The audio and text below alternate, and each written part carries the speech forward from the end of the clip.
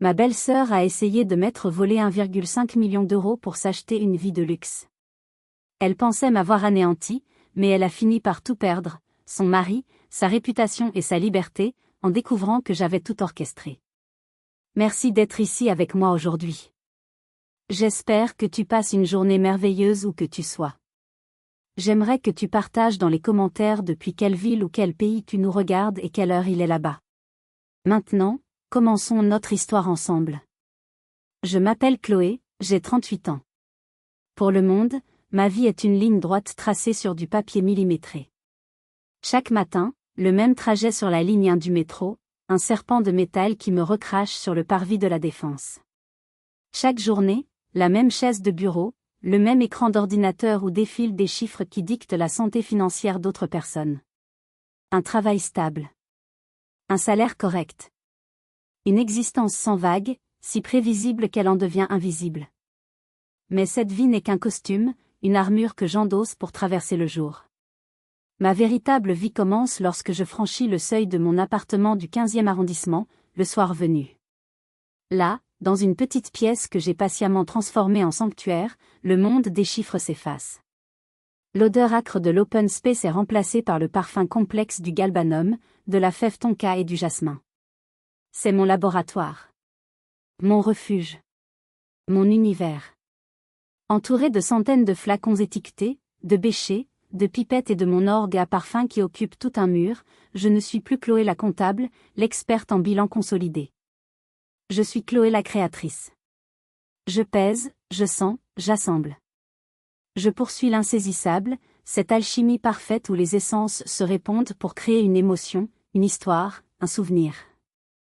Mon rêve, celui qui consume mes pensées et guide mes efforts, c'est d'intégrer l'Izipca, le temple de la parfumerie française à Versailles.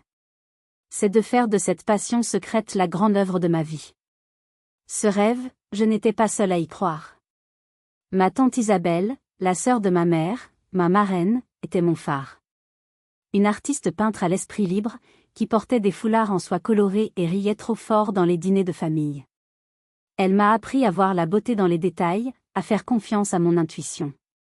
Avant de nous quitter il y a 2 ans, emportée par une maladie qui avait eu raison de son corps mais jamais de son esprit, elle m'a laissé bien plus que des souvenirs. Elle m'a légué son patrimoine, 1,5 million d'euros.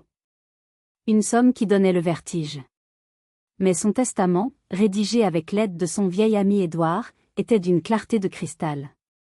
Cet argent n'était pas un chèque en blanc pour une vie facile. C'était un capital de départ, une fondation.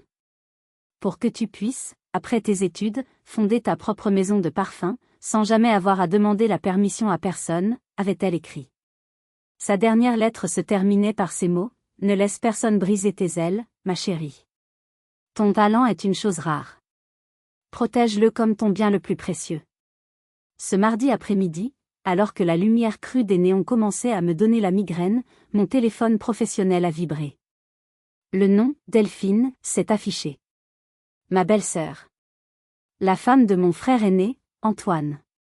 Une méfiance instinctive a contracté mon estomac. J'ai décroché. Chloé. Ma chérie. Comment vas-tu? Sa voix était un sirop, mielleuse à l'excès, chaque syllabe enrobée d'une fausse bienveillance. Je vais bien, Delphine. Et toi? Ma voix était neutre, professionnelle. Oh, moi? Je suis sur un petit nuage, tu n'imagines pas. Le bonheur à l'état pur. Tiens, je t'envoie une petite photo, tu vas voir, c'est magique. Une notification a surgi. J'ai cliqué, le cœur battant. C'était la photo d'un document. Un compromis de vente. En haut, les noms d'Antoine et Delphine Lambert. En bas, la description du bien, Villa Lazuriel, Saint-Tropez. Et tout en bas, le prix, écrit en toutes lettres, comme une insulte, 1,450 000 euros. Un froid polaire s'est répandu dans mes veines. Alors? Qu'en dis-tu? A-t-elle repris, sans me laisser le temps de respirer. J'espère que tu n'es pas fâchée, chérie. Antoine et moi avons longuement discuté, et nous avons décidé d'utiliser votre petit héritage pour investir dans notre avenir. Quelque chose de concret, de solide. C'est quand même plus utile qu'une lubie de parfumeur, non? il y a un âge pour les rêves, et un âge pour faire face à la réalité. Sa voix avait changé. Le sirop avait laissé place à l'acide. De toute façon, Chloé, sois honnête avec toi-même.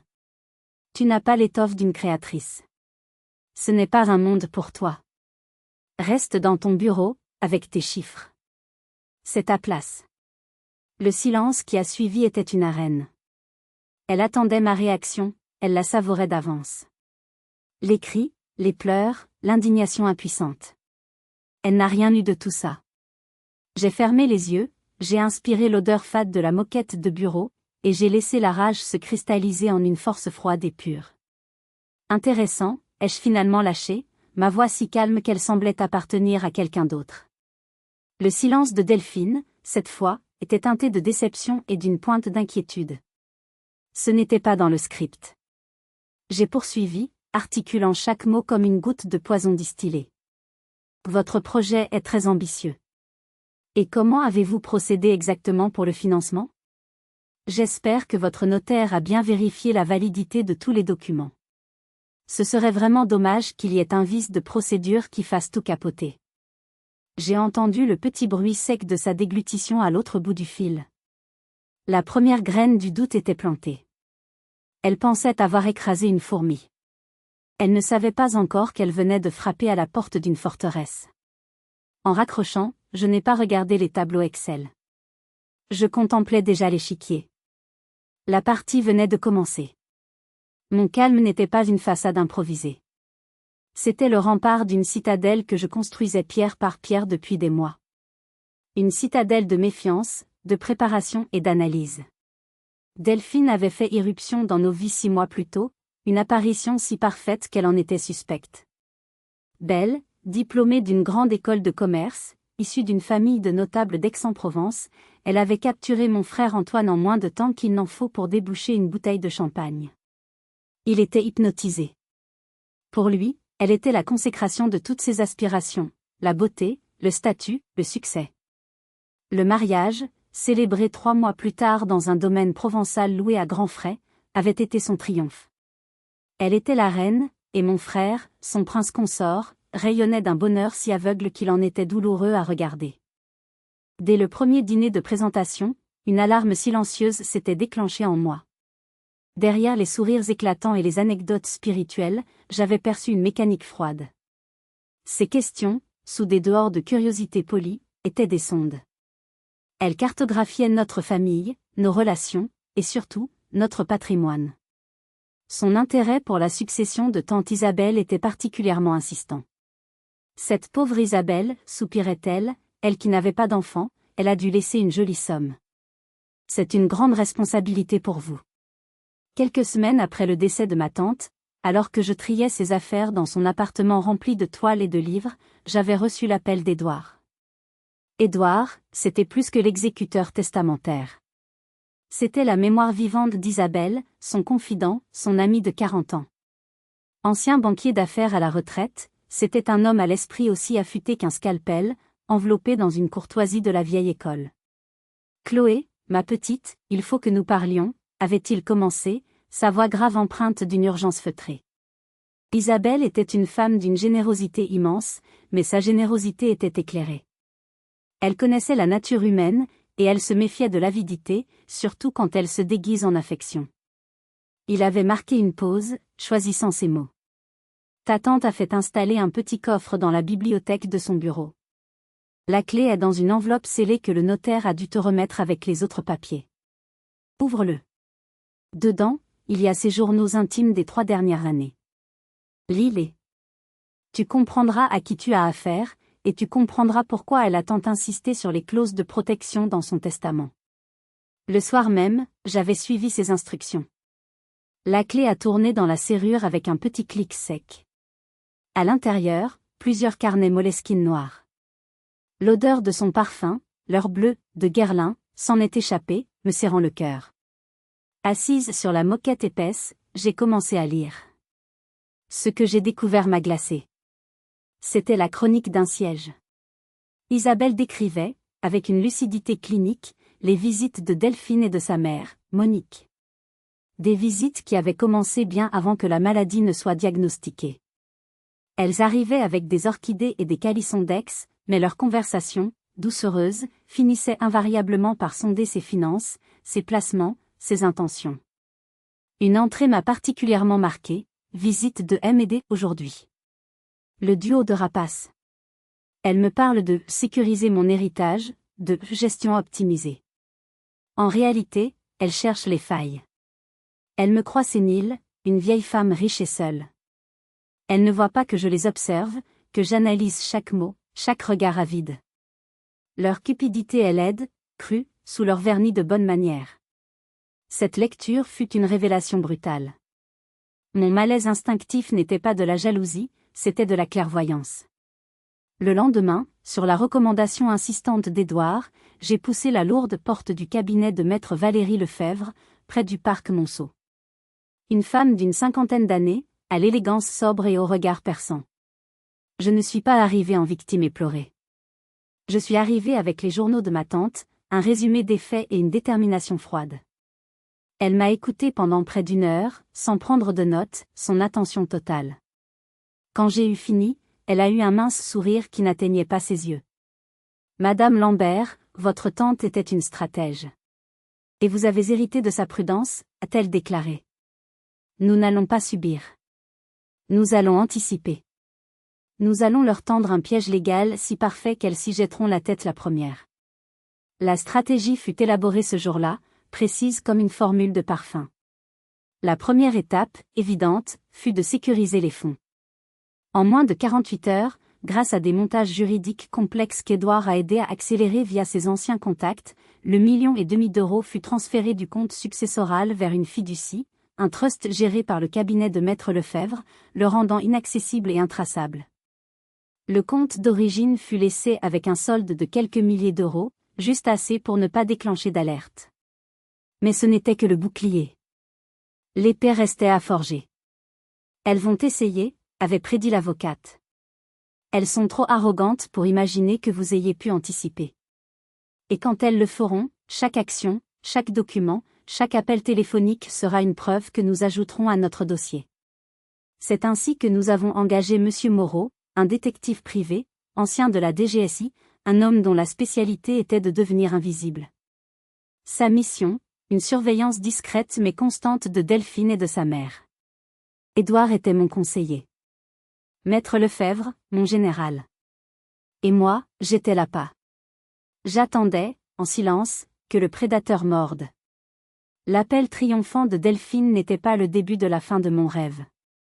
C'était le son de la porte de la cage qui se refermait sur elle.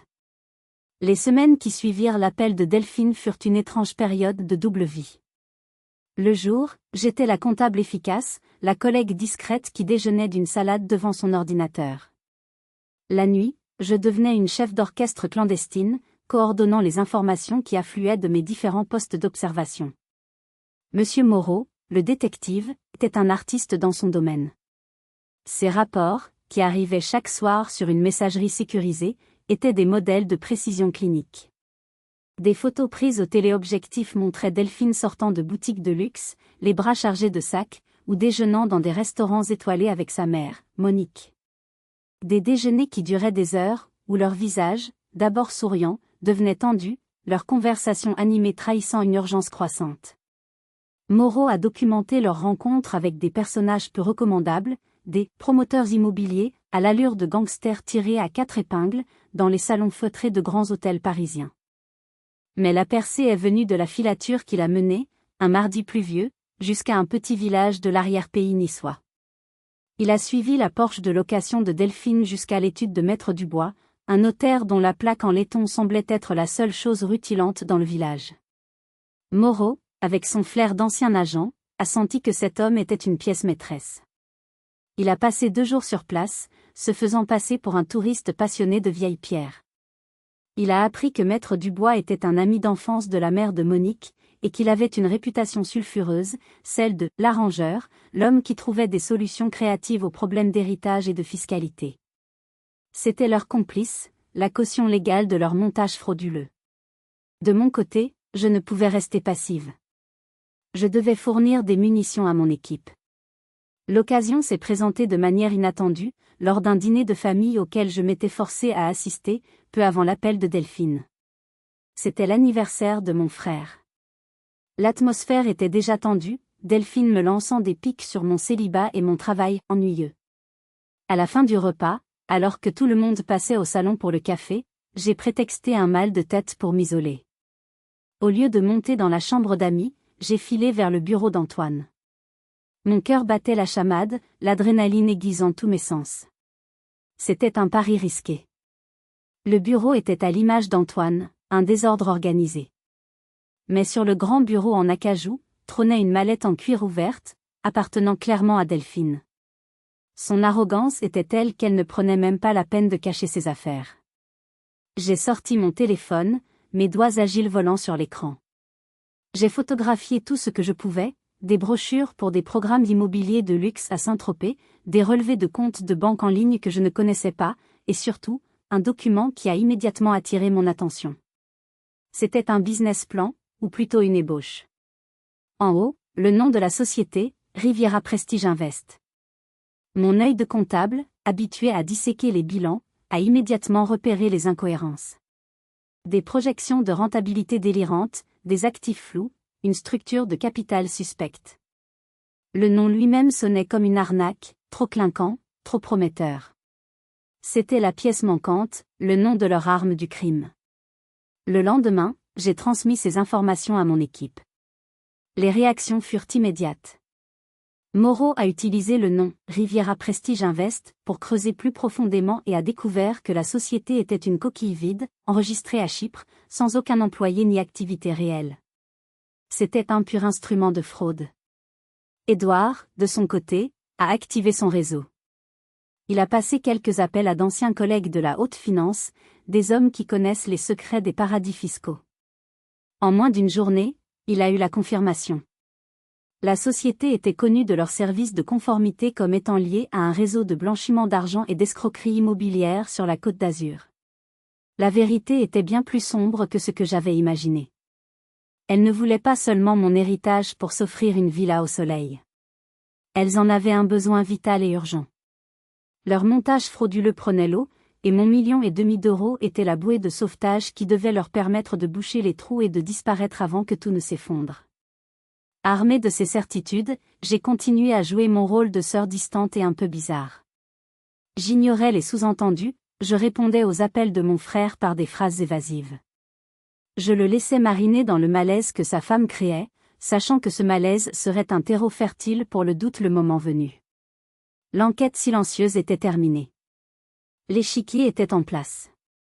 Chaque pièce de leur complot était désormais une pièce à conviction dans mon dossier. Il ne restait plus qu'à attendre leur prochain coup. La semaine précédant la date butoir du virement fut une masterclass de guerre psychologique menée par Delphine, avec mon frère comme instrument principal.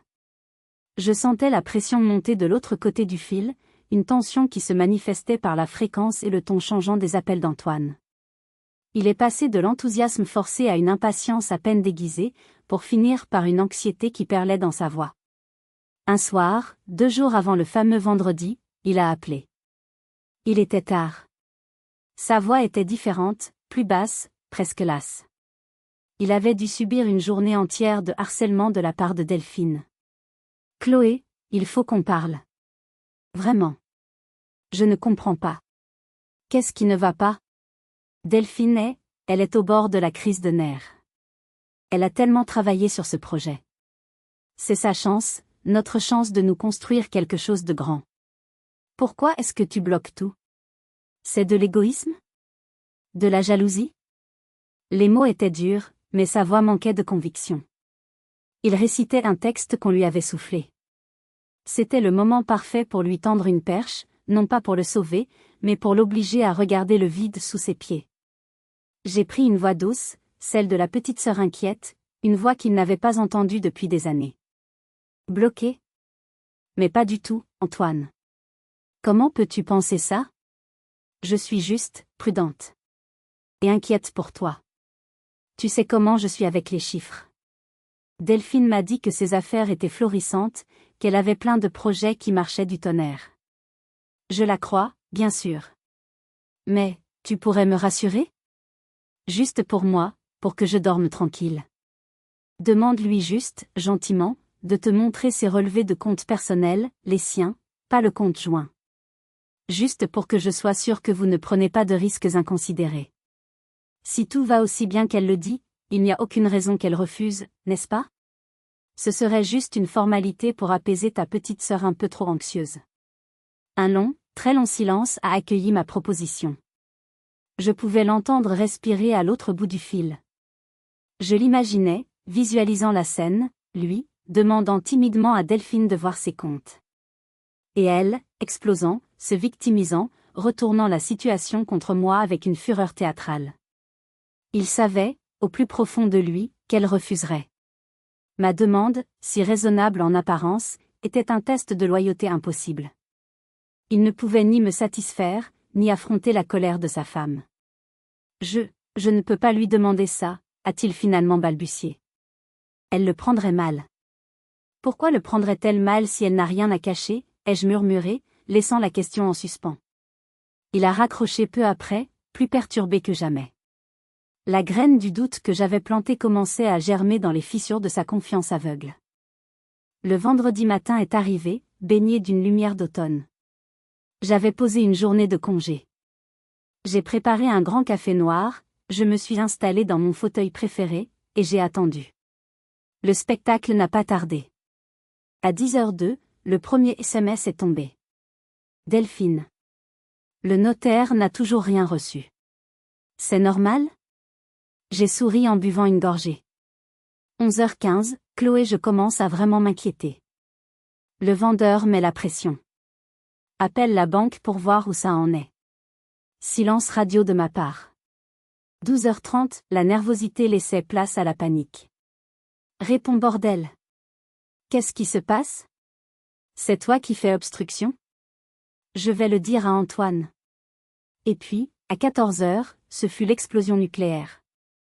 Une série de messages hystériques. Le notaire vient d'appeler. Le virement a échoué. Le compte est quasi vide. Qu'est-ce que tu as fait? Tu as volé l'argent? Tu te crois maligne? Antoine est effondré par ta faute. Tu es un monstre. Tu vas payer pour ça. Mon téléphone s'est mis à sonner dans la seconde qui a suivi. C'était Antoine. Sa voix n'était plus anxieuse, elle était au bord de la rupture, un mélange de panique et de colère transmise par sa femme. Chloé, qu'est-ce qui se passe? L'argent a disparu. Delphine dit que... Je l'ai coupé, laissant tomber toute trace de douceur. Ma voix était froide, précise, chirurgicale. Le problème, Antoine, ce n'est pas l'argent. Le problème, c'est que j'ai la preuve irréfutable que ta femme est une criminelle. Et à ce stade, je crains que la justice ne te considère comme son complice. J'arrive. J'ai raccroché sans lui laisser le temps de formuler une autre syllabe. J'ai enfilé un trench coat, j'ai glissé mon ordinateur portable, qui contenait le dossier « Delphine », dans mon sac, et je suis sorti. La guerre psychologique était terminée. L'heure de la confrontation directe avait sonné. L'appartement de mon frère, dans ce bel immeuble haussmannien du 8e arrondissement, m'a toujours semblé être une scène de théâtre. Un décor somptueux, mais sans vie, conçu par Delphine pour impressionner la galerie. Ce jour-là, en y entrant, j'ai eu l'impression d'arriver pour le dernier acte d'une tragédie. C'est Antoine qui m'a ouvert. Il était pâle comme un linge, son visage était un masque de confusion et d'angoisse. Il m'a laissé entrer sans un mot. Delphine était au centre du grand salon, tel un animal sauvage pris au piège. Elle faisait les 100 pas sur le tapis perçant, ses talons aiguilles s'enfonçant dans la laine épaisse. Dès qu'elle m'a vu, sa fureur, contenue jusqu'alors, a éclaté comme un barrage qui cède. Alors, la voilà. Sainte Chloé, la petite comptable qui a sorti les griffes. Tu as osé. Tu as osé nous faire ça, saboter notre projet, notre vie. Par pure jalousie. Je ne lui ai pas accordé un regard. Mon attention était entièrement tournée vers mon frère, qui se tenait près de la cheminée en marbre, l'air perdu. J'ai traversé la pièce, j'ai posé mon ordinateur portable sur la grande table basse en verre et je l'ai allumé. Assieds-toi, Antoine, ai-je ordonné d'une voix calme mais ferme. Il a hésité, puis a obéi, s'affaissant dans un fauteuil design qui semblait avoir été conçu pour la posture et non pour le confort. Delphine est restée debout, les bras croisés, le corps vibrant de rage. Je ne vais pas y aller par 4 chemins, ai-je annoncé en tournant l'écran vers eux. Nous allons procéder méthodiquement. En 3 actes. Acte 1, le faux et l'usage de faux. J'ai affiché côte à côte 2 documents, la demande de virement frauduleuse, obtenue de la banque, et une copie numérisée de la signature d'Antoine sur son contrat de mariage. Le contraste était saisissant. Comme tu peux le voir, Antoine, ces signatures n'ont rien à voir. Celle-ci est une imitation grossière, presque insultante. Le service antifraude de la banque l'a détectée en moins de 10 secondes. Mais ce qui est plus intéressant, c'est que cette demande a été déposée en personne par Delphine à l'étude de Maître Dubois, son notaire de famille, qui a ensuite tenté de faire pression par téléphone sur le directeur de l'agence bancaire. Le délit de complicité est donc clairement établi. Le visage de Delphine a perdu une teinte. Elle a jeté un regard furieux à Antoine, comme si c'était de sa faute. Antoine, lui, fixait l'écran, la bouche entr'ouverte. C'est absurde. C'est un simple problème administratif, a-t-elle tenté. J'ai ignoré son interruption. Acte 2, les dettes et le mobile. J'ai ouvert un autre fichier, un rapport de crédit détaillé, compilé par Moreau, avec des graphiques et des chiffres implacables. Delphine, à l'heure où nous parlons, tu as 3 cartes de crédit au maximum de leur plafond pour un total de plus de 30 000 €, 2 prêts à la consommation impayés pour 50 000 € et une dette de jeu de 70 000 € dans un cercle parisien clandestin. Tu es aux abois. Tu as besoin d'argent, et vite. C'est de la diffamation. C'est une violation de ma vie privée, a-t-elle crié, sa voix devenant stridente. Vraiment ? J'ai cliqué sur un lien. Une courte vidéo de surveillance est apparue. On y voyait Delphine, le visage hagard, à une table de poker dans une arrière-salle enfumée, signant une reconnaissance de dette à un homme au cou de taureau. Antoine a eu un haut le cœur. Il s'est tourné vers sa femme, un éclair de dégoût et d'incompréhension dans les yeux. Delphine ? C'est quoi ça ? J'ai porté le coup de grâce avant qu'elle ne puisse inventer un autre mensonge. Et maintenant, l'acte 3, l'escroquerie en bande organisée. J'ai ouvert le dossier Riviera Prestige Invest.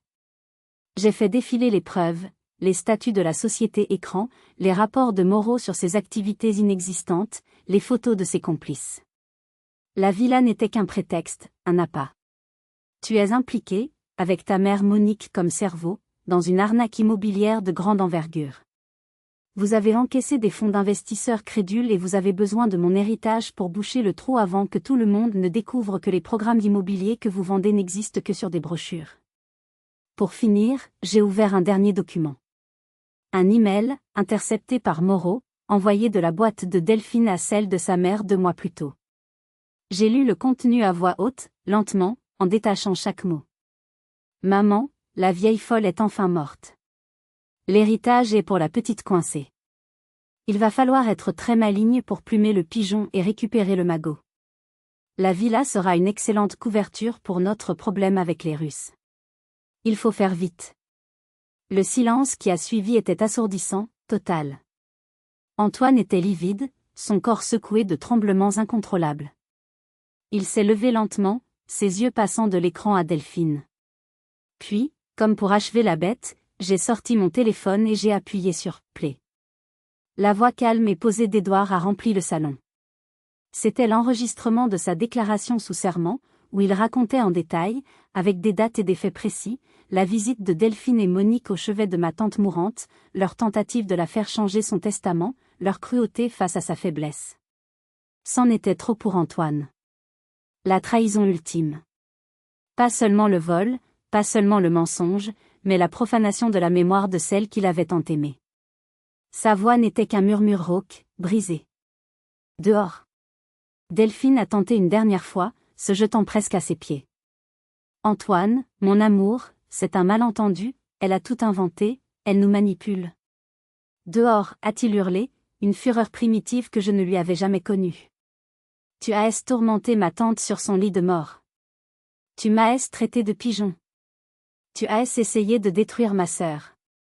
Sors de chez moi. Sors de ma vie. Delphine a reculé, le visage déformé par la haine pure. Elle a attrapé son sac de luxe.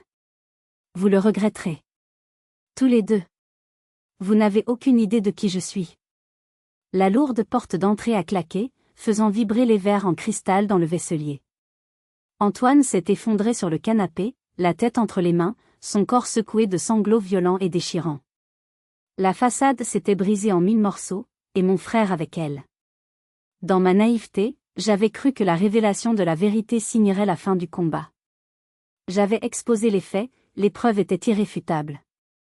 Je pensais que Delphine et sa mère allaient se terrer, disparaître. Quelle erreur! J'avais sous-estimé la ressource quasi infinie des personnalités narcissiques, leur capacité à réécrire la réalité et à se poser en victime. Une défaite frontale ne les anéantit pas, elle les force à changer de tactique, à passer de l'attaque directe à la guérilla, une guerre plus sale, plus insidieuse, menée avec le poison de la calomnie. La contre-attaque a commencé moins de 24 heures après l'expulsion de Delphine. Ce fut une offensive téléphonique d'une efficacité redoutable, menée par Monique, la maîtresse stratège. Le téléphone s'est mis à sonner chez tous les membres de la famille, des plus proches aux plus éloignés. Oncle, tante, cousin, personne n'a été épargné. Au bout du fil, ce n'était pas une femme calculatrice, mais une mère éplorée, la voix brisée par les sanglots, racontant une histoire d'une perversité inouïe. Sa pauvre fille, sa Delphine si fragile, avait été la cible d'un complot diabolique. Chloé, cette belle-sœur aigrie et folle de jalousie, n'avait jamais supporté de voir son frère heureux. Elle avait sombré dans une paranoïa délirante, s'inventant des histoires de dettes et de complots. Elle avait profité de la dépression de son frère pour le monter contre sa propre femme, le manipulant avec des « preuves » fabriquées de toutes pièces. Et le pire, le coup de grâce de son récit, c'est qu'elle m'accusait d'avoir moi-même détourné l'héritage de tante Isabelle pour le garder égoïstement. Elle nous a tout volé, pleurait Monique au téléphone, et maintenant elle essaie de faire passer ma fille pour une criminelle afin de couvrir son propre forfait. Le poison a agi rapidement. La famille, comme toutes les familles, avait ses failles, ses jalousies latentes, ses crédules. Certains, comme ma tante Hélène, la sœur de mon père, qui avait toujours considéré ma branche familiale comme étant moins bien que la sienne, ont bu les paroles de Monique comme du petit lait. J'ai reçu des messages glaciaux. Chloé, je suis profondément déçue. Attaquer ainsi la femme de ton frère est indigne. Delphine, de son côté, orchestrait le volet numérique de l'offensive. Sur ses comptes Instagram et Facebook, elle postait des photos d'elle en noir et blanc, le regard triste, avec des légendes vagues et larmoyantes. Parfois, la plus grande trahison vient de ceux que l'on devrait pouvoir appeler « famille ». Le cœur mettra du temps à guérir. Des dizaines de commentaires de soutien affluaient, de la part de son cercle d'amis superficiels qui la plaignaient sans rien connaître de la situation. Courage ma chérie, la vérité finit toujours par triompher. C'était une campagne de communication de crise parfaitement menée, visant à m'isoler, à me faire passer pour la méchante sorcière, et à créer un doute suffisant pour discréditer mon futur témoignage en justice. Mais la guerre psychologique ne s'est pas arrêtée aux mots. Elle a pris un tour plus physique, plus menaçant. Un soir, en rentrant du travail, épuisé, j'ai remarqué une BMW noire aux vitres teintées, garée juste en face de mon immeuble.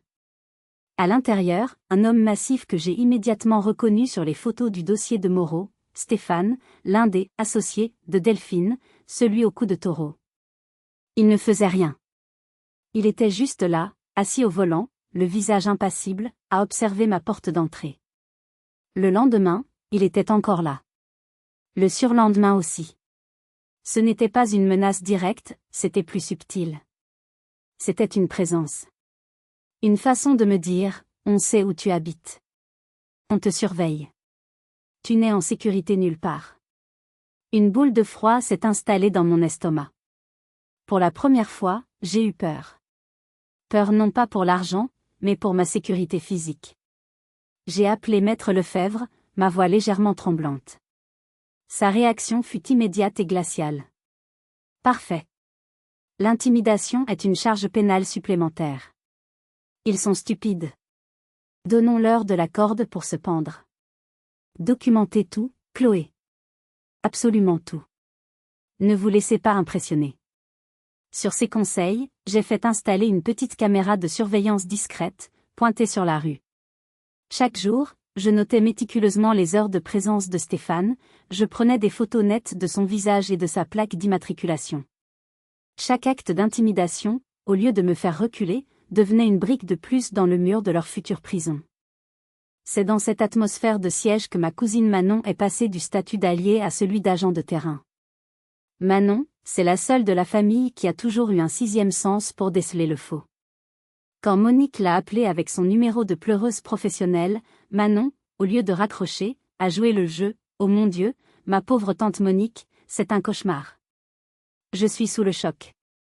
Je n'aurais jamais cru Chloé capable d'une telle chose. Mais que s'est-il passé exactement? Raconte-moi tout. » Appâtée par cette oreille compatissante, Monique s'est lancée dans son grand numéro, se sentant en confiance. Manon, avec un sang-froid digne d'une actrice, a tout enregistré. Elle est devenue mes yeux et mes oreilles au cœur du camp ennemi, une espionne improbable dans cette guerre familiale sordide. La contre-attaque des vipères, conçue pour me détruire, ne faisait que me rendre plus forte et mieux armée. La campagne de diffamation menée par le duo mère-fille a eu un effet secondaire qu'elle n'avait pas anticipé, elle a agi comme un révélateur chimique, faisant apparaître les vraies couleurs de chacun. Les faibles et les envieux se sont ralliés à leur cause, mais les personnes de valeur, celles dont le soutien comptait vraiment, se sont solidifiées autour de moi comme un bouclier. Manon, ma cousine, s'est révélée être une alliée d'une intelligence et d'un courage remarquables. Jouant son rôle de nièce crédule à la perfection, elle a rappelé Monique quelques jours après leur premier entretien. Sa performance était digne d'un Oscar. « Tante Monique, c'est encore moi. Excuse-moi de te déranger, je n'arrête pas de penser à cette histoire. C'est si horrible pour Delphine. Mais il y a quelque chose que je ne comprends pas. Comment Chloé, qui est si effacée, si seule, a-t-elle pu monter un complot pareil? Et comment a-t-elle pu convaincre Antoine? Il adore Delphine. » Monique, flattée dans son rôle de mentor expliquant les complexités du monde à une jeune ingénue, et désireuse de se vanter de son intelligence tactique, a mordu à l'hameçon une seconde fois. Elle a baissé sa garde. « Ma chérie, tu es trop gentille », a-t-elle commencé d'un ton professoral. « Tu ne connais pas la perversité des vieilles filles jalouses. Elles sont capables de tout. Mais ne t'en fais pas, nous avons un plan. Notre avocat dit que si on la pousse à bout, si on l'isole, elle finira par faire une dépression. On la fera passer pour folle. On demandera une expertise psychiatrique. Personne ne la croira. De toute façon, et c'est là qu'elle a prononcé la phrase qui allait sceller son destin, le jury croira toujours une mère en larmes qui défend sa fille innocente plutôt qu'une célibataire aigrie qui se bat pour de l'argent. C'est de la psychologie de base. On va la démolir. Manon, le cœur battant mais la voix toujours douce, a continué à la faire parler, à lui faire préciser son plan. L'enregistrement de cette conversation était une bombe atomique, la preuve irréfutable de leur préméditation et de leur intention de nuire. Quand Manon me l'a envoyé, j'ai ressenti un frisson. Ce n'était plus une simple affaire d'escroquerie. C'était la chronique d'une destruction programmée. Pendant ce temps, la nouvelle de cette querelle de famille et des rumeurs qui l'accompagnaient était parvenue jusqu'à Grasse, aux oreilles de mon mentor, Jean-Pierre. C'est un homme de 80 ans, une légende vivante dans le monde de la parfumerie, un né qui a créé certains des parfums les plus iconiques du XXe siècle. Pour lui, l'intégrité et l'honneur ne sont pas des concepts abstraits, ce sont des matières premières aussi essentielles que l'absolu de rose ou l'essence de patchouli. Apprenant qu'on traitait ma vocation de lubie et qu'on m'accusait d'être une manipulatrice, il est entré dans une de ces colères froides et silencieuses, bien plus redoutables que n'importe quelle explosion. Sans même m'en parler, il a agi. Il a passé une matinée à rédiger une lettre. Pas une lettre privée, mais une lettre ouverte, un témoignage. Il l'a envoyée par email à une liste de contacts qu'il a soigneusement choisis, les membres clés de ma famille dont il avait les coordonnées, des amis communs, et surtout, plusieurs figures influentes du monde de la parfumerie et de l'Izipka. Dans cette lettre, écrite dans un style élégant et incisif, il ne parlait ni d'argent, ni de villa, ni de querelle. Il parlait de moi. Il racontait notre première rencontre, des années plus tôt, lors d'un atelier. Il décrivait ma passion, mon travail acharné, mon « nez », qu'il qualifiait de « remarquable de finesse et d'originalité ». Il a détruit la narrative de la « lubie » en la remplaçant par le portrait d'une vocation authentique, d'un talent qui ne demandait qu'à éclore. Et il a conclu sa lettre par un coup de maître, un geste d'une générosité et d'une intelligence tactique immense. Il m'offrait officiellement, aux yeux de tous, une place d'apprenti dans son atelier privé à Grasse, une sorte de compagnonnage, un honneur rarissime que n'importe quel étudiant en parfumerie aurait vendu son âme pour obtenir.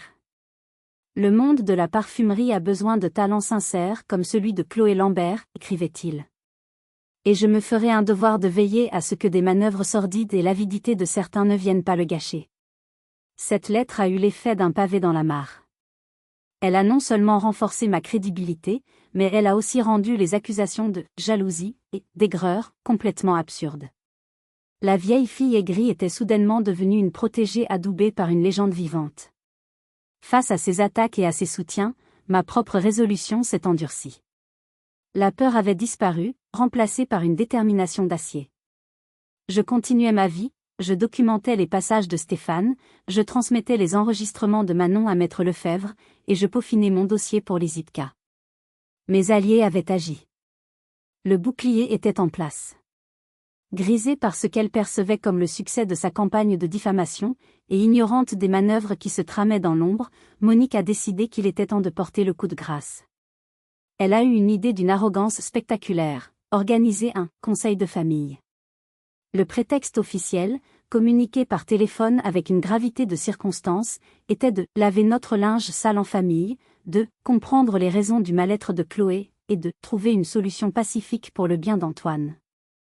L'objectif réel, bien sûr, était de me soumettre à un tribunal populaire, de me juger et de me condamner publiquement devant les membres les plus influents de la famille, afin de m'isoler définitivement. La réunion fut fixée un dimanche après-midi, dans la grande maison bourgeoise de mon oncle Bernard à Saint-Germain-en-Laye. Oncle Bernard, un homme dont la principale caractéristique était d'éviter les conflits et de toujours se ranger du côté du plus fort. Une vingtaine de personnes furent conviées. J'ai reçu l'invitation par un SMS glacial de ma tante Hélène. Ta présence est indispensable si tu souhaites t'expliquer. Maître Lefebvre m'a formellement déconseillé d'y aller. C'est un piège, Chloé. N'entrez pas dans l'arène avec elle. Je n'irai pas, lui ai-je répondu. Mais j'enverrai un représentant. J'ai appelé Antoine. Depuis la confrontation, il était un fantôme. Il avait quitté l'appartement, vivait dans un petit studio meublé et passait ses journées aérées. La culpabilité le rongeait. Antoine, lui ai-je dit d'une voix douce mais ferme. Je sais que c'est la dernière chose dont tu as envie, mais j'ai besoin de toi. Monique organise une grande réunion de famille dimanche. Elle va essayer de me faire passer pour folle et de me déshériter moralement. Je n'irai pas. Mais toi, tu dois y aller. Je ne peux pas, Chloé. Je ne peux pas les affronter. Je suis trop faible. Non, tu n'es pas faible. Tu es blessé. Et tu ne seras pas seul. Je lui ai envoyé par email le fichier audio de l'enregistrement de Manon. Je l'ai laissé l'écouter en silence. 10 minutes plus tard, il m'a rappelé. Sa voix avait changé. La complainte avait disparu, remplacée par une colère froide et résolue. J'y serai, a-t-il dit. Dis-moi ce que je dois faire. Le dimanche est arrivé. La scène était digne d'une pièce de théâtre de boulevard tragique. Dans le grand salon de mon oncle, avec ses meubles anciens et ses tapis usés, la famille était assemblée en un demi-cercle, comme pour un procès. Monique, vêtue de noir, le visage grave d'une madone pleurant sa fille, était au centre de l'attention. Delphine, à ses côtés, jouait son rôle de victime traumatisée à la perfection, un mouchoir à la main. Antoine était assis un peu à l'écart, le visage fermé, ne parlant à personne. Manon était là aussi, l'air anxieux, me lançant des regards furtifs. Après un long silence pesant, Monique s'est levée. Elle a commencé son discours, la voix tremblante, calibrée pour susciter la pitié. Elle a parlé de sa fille, si aimante, si généreuse, dont le seul tort avait été d'aimer un homme dont la sœur était instable. Elle a parlé de mon comportement erratique, de ma jalousie maladive, de ma paranoïa. Nous ne sommes pas ici pour juger Chloé, a-t-elle conclu, les larmes perlant au coin de ses yeux. Nous sommes ici pour l'aider. Mais si elle refuse notre aide, nous devrons, pour nous protéger et pour protéger Antoine, la tenir à l'écart de notre famille. C'est à ce moment précis qu'Antoine s'est levé. Il n'a pas dit un mot. Le silence s'est fait, tous les regards tournés vers lui. Lentement, il a sorti son téléphone de sa poche, ainsi qu'une petite enceinte Bluetooth portable. Il l'a posée sur la table basse, et a appuyé sur le bouton de connexion. Le petit bip de l'appareil a résonné dans le silence perplexe de l'assemblée. Et puis, la voix de Monique a retenti. Pas la voix larmoyante et fragile qu'il venait d'entendre, mais sa vraie voix. Une voix dure, cynique, méprisante. Le jury croira toujours une mère en larmes qui défend sa fille innocente plutôt qu'une vieille fille aigrie qui se bat pour de l'argent. C'est de la psychologie de base. On va la démolir. L'enregistrement a continué, implacable. La voix de Monique détaillait son plan pour me pousser à la dépression, pour me faire interner, pour manipuler l'opinion de la famille. L'effet a été cataclysmique. Les visages se sont pétrifiés. Les bouches se sont ouvertes. Les regards ont pivoté de l'enceinte vers la vraie Monique, dont le visage était passé du blanc cireux au rouge apoplectique. Elle a tenté de balbutier, c'est un montage. C'est faux, mais sa propre voix, indubitable, la condamnait. Ce fut le chaos. Des exclamations de stupeur, des murmures horrifiés. Ma tante Hélène, qui me foudroyait du regard 5 minutes plus tôt, fixait maintenant Monique avec dégoût. Oncle Bernard, l'homme qui fuyait les conflits, s'est levé, et d'une voix qu'on ne lui connaissait pas, a pointé un doigt accusateur vers Monique. Je crois que cette réunion est terminée. Monique, Delphine, je vous prie de quitter ma maison. Immédiatement. Humiliées, démasquées, elles sont parties sous les regards glaciaux et accusateurs de toute la famille. Ce n'était pas encore une victoire judiciaire, mais c'était une victoire morale, une exécution publique. Antoine, pour la première fois depuis des mois, s'est tenu droit. Il avait cessé d'être une victime. Il était devenu l'instrument de la justice. Le procès s'est ouvert 2 mois plus tard, dans une salle d'audience bondée du tribunal de grande instance de Paris. L'atmosphère était électrique, un mélange de curiosité malsaine de la part du public et de tension palpable pour les protagonistes. De notre côté du prétoire, nous formions un front uni, moi, Antoine, dont la posture avait retrouvé une certaine dignité, Édouard, le patriarche protecteur, Manon, l'alliée discrète mais essentielle, et Maître Lefebvre, dont le calme olympien contrastait avec l'agitation ambiante. De l'autre côté, Delphine et Monique, vêtues sobrement, tentaient de composer des visages de martyrs. Leur avocat commis d'office, un jeune homme visiblement dépassé, feuilletait ses notes avec une nervosité non dissimulée. Le procès fut moins une bataille qu'une démolition en règle. La plaidoirie d'ouverture du procureur a planté le décor, décrivant une entreprise de prédation familiale, menée avec une cruauté et une préméditation rares. Mais c'est l'arsenal de preuves de Maître Lefebvre qui a anéanti toute possibilité de défense. Elle a commencé par le commencement, les journaux de ma tante, dont des extraits poignants ont été lus à l'audience, illustrant les premières manœuvres de séduction et de manipulation. Puis, elle a déroulé le fil de l'enquête. Le rapport du détective Moreau, projeté sur grand écran, a montré les photos des rencontres avec les complices, les dépenses extravagantes, la filature jusqu'à l'étude du notaire corrompu. Mes propres photos des documents de Riviera Prestige Invest ont été présentées comme la preuve de ma vigilance. Les témoignages des autres victimes de l'arnaque immobilière furent déchirants. Un couple de retraités qui avait investi toutes ses économies. Un jeune entrepreneur qui avait fait un prêt pour participer au projet. Tous racontaient la même histoire, le charme de Monique, les promesses de Delphine, et la disparition des fonds. Leurs récits ont créé un motif, une signature criminelle qui rendait le cas contre elles accablant. Le témoignage d'Antoine fut un moment de vérité intense. Il ne s'est pas caché derrière des excuses. D'une voix claire, qui ne tremblait pas, il a regardé les jurés droit dans les yeux. « J'ai été un lâche », a-t-il dit. « Mon désir d'être aimé, mon besoin de validation sociale m'ont rendu aveugle et sourd. J'ai laissé cette femme m'isoler de la seule personne qui a toujours été là pour moi, ma sœur. J'ai failli, en tant que fils en mémoire de ma tante, et en tant que frère. Aujourd'hui, je ne demande pas le pardon, je suis ici pour assumer ma part de responsabilité et pour que la vérité, toute la vérité, soit faite. Son témoignage, d'une honnêteté brutale, a eu un impact considérable sur la cour. Quand ce fut mon tour de m'avancer à la barre, je n'ai pas regardé les jurés. J'ai regardé Delphine. Son visage était un masque de haine. Je n'ai pas crié, je n'ai pas pleuré. J'ai parlé d'une voix posée, la même voix calme que j'avais eue au téléphone le jour où tout a commencé. Ma tante Isabelle ne m'a pas seulement laissé de l'argent, ai-je commencé. Elle m'a laissé une leçon. La leçon que les rêves ne sont pas des choses fragiles qu'il faut cacher, mais des forteresses qu'il faut défendre. Cet héritage, ce n'était pas un trésor à piller. C'était le carburant pour une nouvelle vie. Une vie de création, une vie de passion. En essayant de me le voler, Madame Lambert n'a pas seulement commis un crime. Elle a révélé sa propre nature, une nature incapable de construire, seulement capable de convoiter et de détruire. Aujourd'hui, ce n'est pas une vengeance que je demande. C'est la justice. Pour ma tante, pour les autres victimes, et pour que l'on se souvienne que l'intégrité aura toujours plus de valeur que le plus cher des mensonges. Le verdict est tombé après une courte délibération.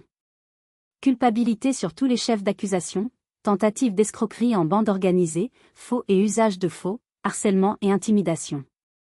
La juge, dans ses attendus, a parlé d'une perversité morale et d'une absence totale de remords. Monique a été condamnée à 3 ans de prison ferme. Delphine, considérée comme l'instigatrice principale et le cerveau opérationnel, a écopé de la peine maximale, 5 ans de prison ferme, avec incarcération immédiate. Alors que les officiers de police lui passaient les menottes, elle s'est tournée une dernière fois vers moi, son visage tordu par une rage impuissante. « Tu crois que tu as gagné ?» a-t-elle sifflé entre ses dents. Je l'ai regardée, et pour la première fois, j'ai ressenti une forme de pitié.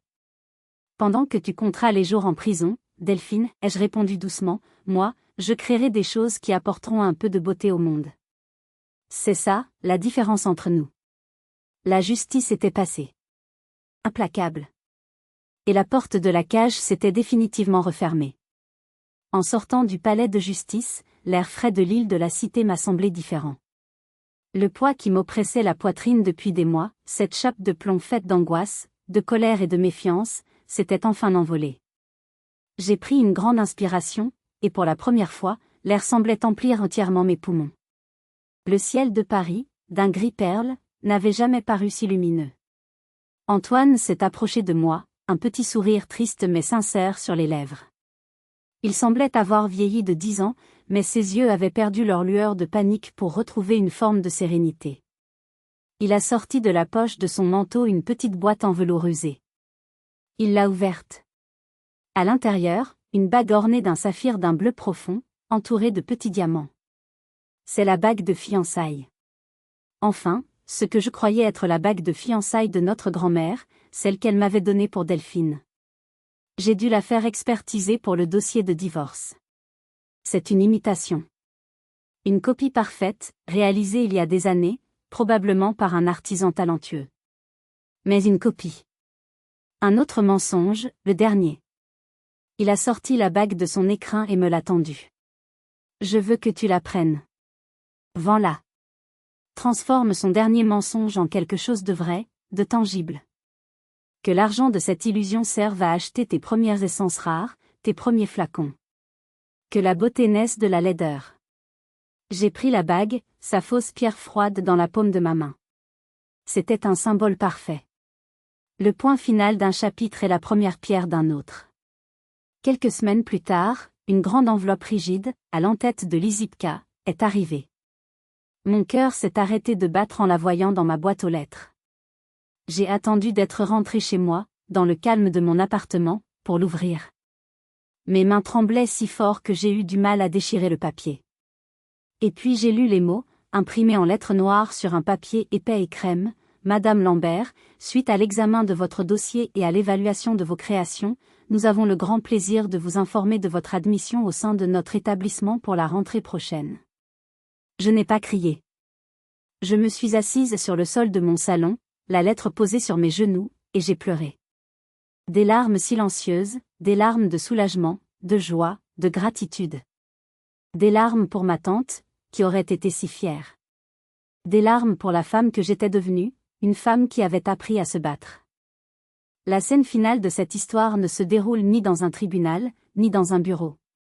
Elle se déroule 6 mois plus tard, dans mon petit laboratoire, qui n'est plus tout à fait le même. Grâce à une avance sur l'héritage, débloquée par Maître Lefebvre, j'ai pu investir dans du matériel professionnel. Un nouvel orgue à parfum, plus grand, occupe tout un mur. L'air est saturé d'odeurs complexes, un mélange harmonieux de roses de Damas, de vétiver d'Haïti, de mousse de chêne et de bergamote de Calabre. Je ne suis pas seul. Antoine est là, assis sur un tabouret. Il a repris pied. Il a trouvé un poste de commercial dans une PME, un travail sans prestige mais qui lui plaît. Sa thérapie l'aide à reconstruire sa confiance en lui, sur des bases plus saines. Édouard est là aussi, debout près de la fenêtre, son regard bienveillant posé sur moi. Je tiens dans ma main une petite fiole en verre, et c'est numéroté. Le liquide est d'une couleur ambrée et chaude. Voilà, je leur dis, ma voix un peu tremblante d'émotion. C'est la toute première ébauche. La première composition que je trouve digne d'être partagée. Je trempe 3 mouillettes en papier dans la fiole et je leur en tends une à chacun. Ils la portent à leur nez, ferment les yeux, comme pour mieux écouter la fragrance. Explique-nous, murmure Édouard, après un long silence respectueux. Les notes de tête sont vives, presque insolentes, je commence. C'est du poivre rose et du gingembre frais. C'est l'étincelle de la riposte, la surprise, le refus de se laisser abattre. Puis, très vite, le cœur se déploie. C'est une rose profonde, veloutée, mais pas une rose fragile de jardin. C'est une rose sauvage, qui a poussé sur des rochers, soutenue par la racine d'iris, qui lui donne une force poudrée, une élégance presque sévère. C'est la passion qui ne cède pas, la résilience. Et enfin, le fond. Celui qui reste sur la peau, qui raconte toute l'histoire. C'est du bois de cèdre, pour les racines, la force tranquille, et du vétiver, pour son côté terreux, authentique, qui nous ramène à l'essentiel. Et une touche de patchouli, juste une larme, pour la part d'ombre que nous portons tous en nous. Je les regarde. Antoine a les yeux brillants de larmes. Il respire à nouveau le parfum sur la mouillette. Ça sent? Il cherche ses mots, ça sent le pardon. Et la liberté. Je souris. Il a tout compris. Sur la petite fiole, j'ai collé une étiquette, écrite à la main avec mon plus beau stylo à encre. Un seul mot. Un hommage. Un manifeste. L'indomptable. En regardant mes 2 alliés, mon frère retrouvé et mon protecteur fidèle, je sais que la bataille est gagnée. Mais la vraie aventure, celle de la création, celle où l'on transforme les cicatrices en beauté et la douleur en parfum, ne fait que commencer.